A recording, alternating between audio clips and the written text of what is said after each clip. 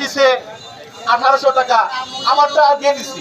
কিন্তু এইভাবে প্রত্যেকটা কৃষকের কাছ থেকে যদি জুলুম করে টাকা নেয়, তাহলে সেটা যদি আপনার নীরব থাকেন, এরপরে দেখবেন সারের দাম বাড়াইবে, বিদ্যুতের দাম বাড়াইবে, জিনিসপত্রের দাম বাড়াইবে, আপনারা চুপ থাকার কারণে আপনারা খালি জুলুমের শিকার হতে থাকবেন। আপনারা কি আরো জুলুমের শিকার হতে চান? না। আপনারা কি নীরব থাকবেন? না। এই সার সিন্ডিকেটের বিরুদ্ধে সোচ্চার হইবেন না। এই সার সিন্ডিকেট আমরা থাকতে দেব না। সার সিন্ডিকেটের লাগাম আমরা টেনে ধরবো। আপনি এই সার সিন্ডিকেট নিয়ে কি জানেন বলেন?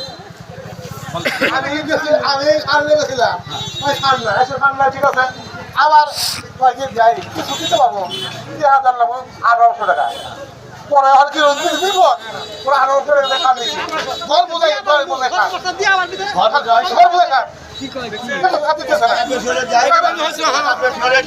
আর তারা যা সদরত করে কৃষি অফিসার থেকে তারা পকেট ভর্তি টাকা নিয়ে যায় টাকার উৎসাহ করে বেশি বাঁচার জন্য। তাই কৃষি অফিসার বেশি হলেই ছাড় দিব, টাকা বেশি হলেই ছাড় দিব। টাকা বেশি হলে সার দিবে। হ্যাঁ, আপনারা প্রতিবাদ করেন নাই? কি প্রতিবাদ করুন? প্রতিবাদ করে ওই যে ধরে নিয়ে ভয় দেখায়। কে ভয় দেখায়? এই দোকানদাররা। দোকানদার ভয় দেখায়? হ্যাঁ, ভয় দেখায়। দোকানদাররা কিসের ভয় দেখায়? এই সার পাইনি আমরা ডিমকেন ধনে, অথচ টাকা বেশি হলে ছাড় দেয়। টাকা বেশি হলে সার দেয়। দেয়। আমার সার আছে। আছে প্রত্যেক গুদামেই সার আছে। আমি দিলে গুদাম খান, এখন যে এখন কালা সার দাম করেন দেখেন সার আছে দিব না। আমার সার আছে। আছে, সবার ঘরে আছে। আছে তো বউ দিবে না। না দিবে না। টাকা বেশি হলে দিবে, টাকা বেশি হলে দিবে। দিছি 1800 বস্তা। টাকা বেশি এই টাকা বেশি হলে দেয়, তাছাড়া দেয় না। টাকা বেশি হলে দেয়। টাকা বেশি হলে দেয়। নাই, নাই, নাই বলে, নাই বলে যে নাই টাকা। আপনারা কি শুনতে পাচ্ছেন কথাগুলো? আপনারা কি চুপ থাকবেন? না না না থাকবেন? হ্যাঁ। না থাকবো না। আমরা এর আগে সার কিন্তু 1100 টাকা বস্তায় গভর্নমেন্ট সরকার দিত। এখন সেই সার কৃষি অফিসারের ডিলারের মাধ্যমে দেয়। সেই সার কিন্তু আমরা মোটেই আপনারা সবাই থাকেন। 1100 টাকার বস্তার সার আমরা 2500 টাকা বস্তায় সার দিতে হচ্ছে। আমাদের খালি সার না, ওটার পরিবর্তনে আমাকে মাছের যে সার সেটা ব্যবহার করার জন্য দিছে নিচ্ছক সার, সেটা যায় মাছের খাদ্য। সেই খাদ্য দিয়ে আমরা শস্যের আবাদ করছি, ভুট্টার আবাদ করছি। ওইটাই আমাদের ফসল জোরদার হবে না। আমরা অতি তাড়াতাড়ি আমরা জানি এই সারের সংকট আমাদের মুক্ত হয়। এটা আমি নেতার কাছে আবেদন জানাচ্ছি। আপনার বিদ্যুৎ বিল সম্পর্কে বলবেন। গত মাসে অক্টোবর মাসে বিল আসছিল আমার 1170 টাকা একটা মিটারে, আর নভেম্বর মাসে বিল আসছে 3175 টাকা একটা মিটারে। আমার মানে আমার মাথা নষ্ট হয়ে গেছে গাই ব্যাপারে, বুঝছেন? আর কি বলবো, আর অথচ বিল যা আসে তা দিতেই হবে, বাধ্যতামূলক বাধ্যতামূলক দিতেই হবে। এখন আমরা সার সিন্ডিকেটের কালো হাত, এই সারের দাম বাড়লো কেন? প্রশাসন জবাব দেয়, সার সিন্ডিকেটের কালো হাত, আপনারা সকলেই এই এলাকার কৃষক শ্রমিক জনতা, এক বস্তা সারের দাম যেখানে ছিল 1100 টাকা বস্তা, সেই এক বস্তা সারের দাম এখন রাখা হচ্ছে 1800 টাকা, 1700 টাকা। আমরা দেশের বিভিন্ন প্রান্ত থেকে শুনতে পাচ্ছি কোথাও কোথাও 2000 টাকা, 2200 টাকা বস্তা রাখা হচ্ছে। এর প্রতিবাদ জানাইতে হবে। আপনারা কি নীরব থাকবেন? আপনারা কি প্রতিবাদ জানাবেন না?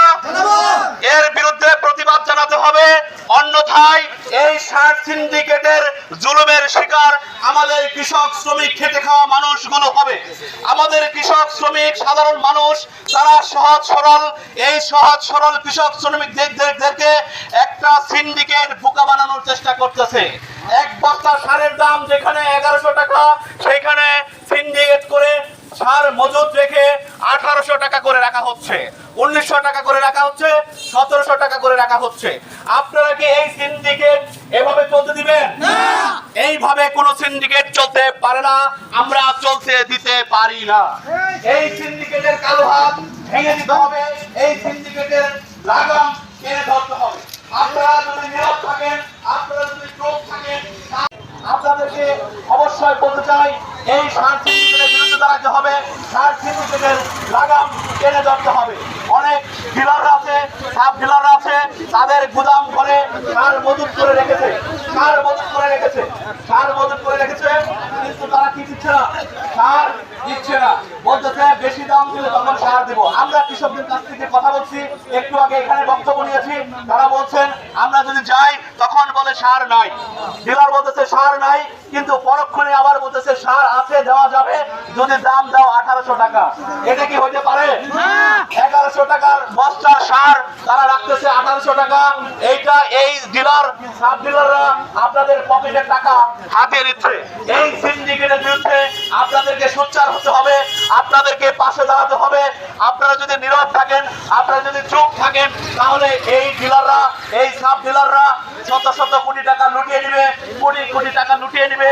আপনারা চুপ থাকবেন, নীরব থাকবেন, আপনাদের উপরে জুলুমের মাত্রা বেড়ে যাবে, আপনাদের উপরে জুলুমের মাত্রা বেড়ে যাবে। আপনারা কি এই সার সিন্ডিকেটের বিরুদ্ধে আছেন? এই সার সিন্ডিকেটের বিরুদ্ধে আছেন? আমরা চাই আপনারা সচেতন হন।